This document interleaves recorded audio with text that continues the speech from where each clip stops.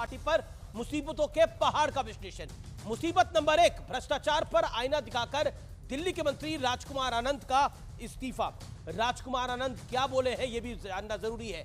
आम आदमी पार्टी के भ्रष्टाचार से मैं खुद को दूर रखना चाहता हूं, और भी बहुत कुछ बोला है राजकुमार आनंद ने। मुसीबत नंबर 2, दिल्ली हाईकोर्ट ने कहा भरपूर सबूतों के आधार पर केजरीवाल को गिरफ्तार किया गया। मुसीबत नंबर 3, जो कि बहुत महत्वपूर्ण है, दिल्ली हाईकोर्ट के फैसले को चुनौती वाली याचिका सुप्रीम कोर्ट ने 1 हफ्ते तक उसको टाल दिया है। बढ़ता हूं मैं आगे। मुसीबत नंबर 4, वकीलों से हफ्ते में 5 बार मिलने वाली याचिका राउज एवेन्यू कोर्ट ने खारिज कर दी है। मुसीबत नंबर 5, नैतिकता की दुहाई देकर बीजेपी ने केजरीवाल पर इस्तीफे का प्रेशर बहुत बढ़ा दिया है। यानी बीते 24 घंटे में आम आदमी पार्टी के लिए कोई भी अच्छी खबर नहीं आई है। नुकसान पे नुकसान हो रहा है। लेकिन बड़ा प्रश्न क्या है? बड़ा प्रश्न है, क्या कुर्सी की लड़ाई में नैतिकता को ताक पर रख दिया गया है? आज का बड़ा प्रश्न आर पार में यही है। और बड़े मेहमान कौन कौन जुड़ रहे हैं? डॉक्टर अजय आलोक भारतीय जनता पार्टी से, संजीव झा है आम आदमी पार्टी के विधायक है, नेता है, प्रवक्ता है, उनका अभिनंदन है। मेरे साथ डॉक्टर अनुराग भदौरिया है, समाजवादी पार्टी के नेता, प्रवक्ता, उनका अभिनंदन है इस चर्चा के अंदर। लेकिन संजीव झा, आज की चर्चा की शुरुआत आपसे करता हूं। आपके शुरुआत के 50 सेकंड है। स्पष्ट रूप से सवाल है, राजकुमार आनंद जो कुछ बोल के गए हैं, जो कुछ कह के गए हैं, उसके बाद अब क्या बचता है ढकने को? देखिए, मुझे लगता है कि ये फेयर तब होता जब आप राजकुमार आनंद जी के 4 घंटे पहले का ट्वीट दिखा देते। 4 घंटा पहले ही इन्होंने कहा था कि तिहाड़ जेल के अधिकारी मोदी सरकार के दबाव में काम कर रही है और अरविंद केजरीवाल से मिलने नहीं दिया जा रहा है। उन्होंने कहा था कि ये अग्नि परीक्षा की घड़ी है और हम अग्नि परीक्षा देंगे। तो आखिर 4 घंटे में ऐसा क्या हो गया? 4 घंटे में किसी का विचार नहीं बदल सकता। हाँ, 4 घंटे में किसी को धमका दो, डरा दो अगर, तो डर जरूर सकता है। तो जो कुछ भी कह रहे थे राजकुमार आनंद, राजकुमार आनंद नहीं कर रहे थे। राजकुमार आनंद को लिख के दे दिया गया था, चाहे वो स्क्रिप्ट पढ़ रहे थे।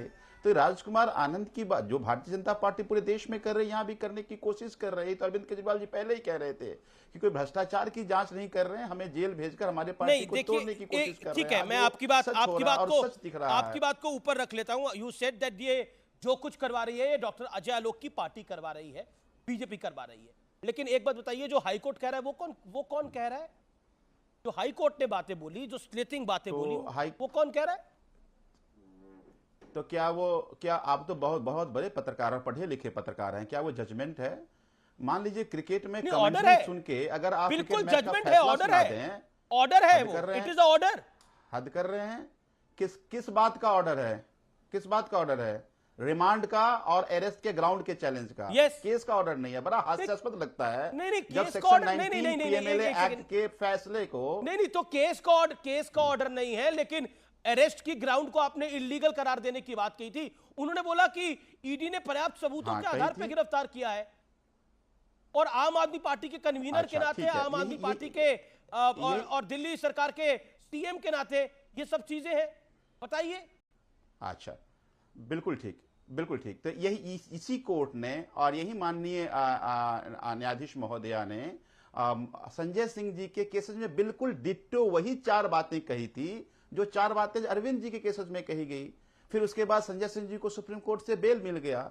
तो क्या हम तो ये नहीं कह रहे केस खत्म हो गया, अभी ट्रायल चलेगा, ट्रायल में चीजें फैसला होगी। तब मैं कह रहा हूं कि बीच की क्रिकेट की कमेंट्री को सुन करके क्रिकेट की कमेंट्री नहीं है ये, क्रिकेट की कमेंट्री नहीं है ये, हाईकोर्ट की कमेंट्री है सर। हाईकोर्ट की कमेंट्री है, और हाईकोर्ट ने बोला जब आप सरकारी गवाह पर सवाल खड़ा करते हैं तो आप कोर्ट की प्रणाली पर सवाल खड़ा करते हैं, आप हाईकोर्ट पे सवाल खड़ा करते हैं। ये क्रिकेट की कमेंट्री नहीं है, ये हाईकोर्ट के जज की कमेंट्री है, और हाईकोर्ट की जज की कमेंट्री ऑर्डर के अंदर आई है, इसलिए ये बहुत मुश्किल घड़ी है आपके लिए। देखिए, मुझे न्यायालय का पूरा सम्मान है और माननीय न्यायाधीश का मैं बड़ा सम्मान करता हूं।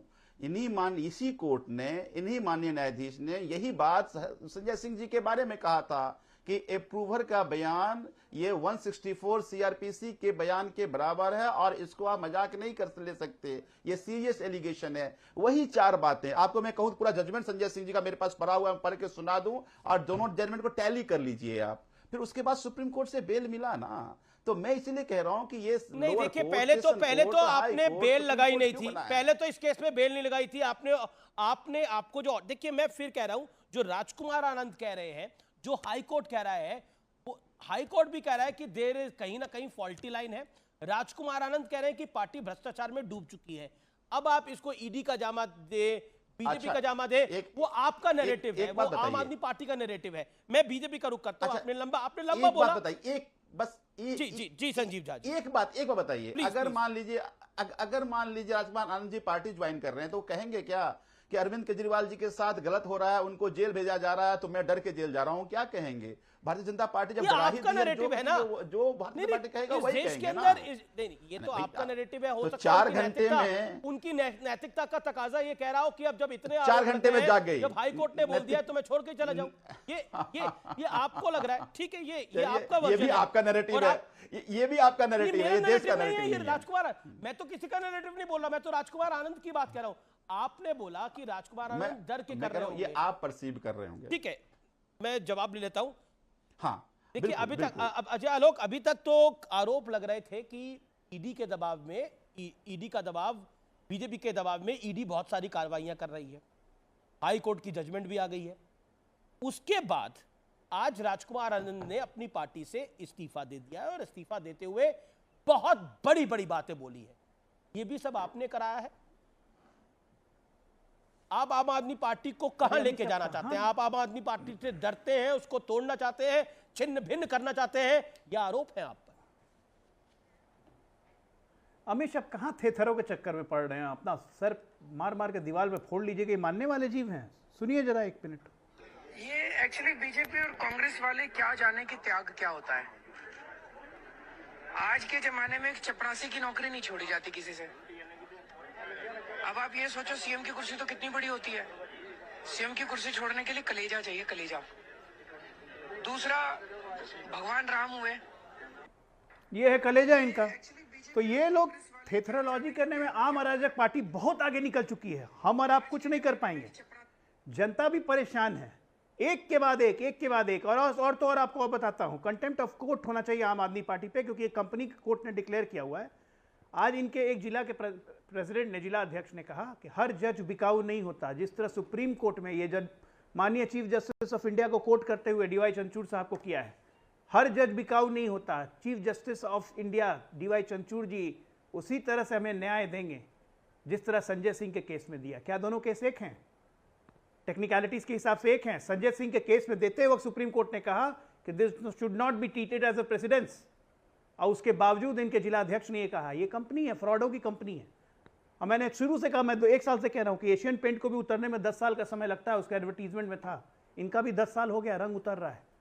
एक के बाद एक झूठ, झूठ पे झूठ, मतलब फैक्ट्री पे बैठे हुए झूठों की। खुलासा करूंगा। कभी संजय सिंह खुलासा करेंगे, कभी सुनीता केजरीवाल खुलासा करेंगी, कभी अरविंद केजरीवाल कोर्ट में खुलासा करेंगे। अरे क्रीमा फिन की गोली शर्मा गई खुलासा करते हुए।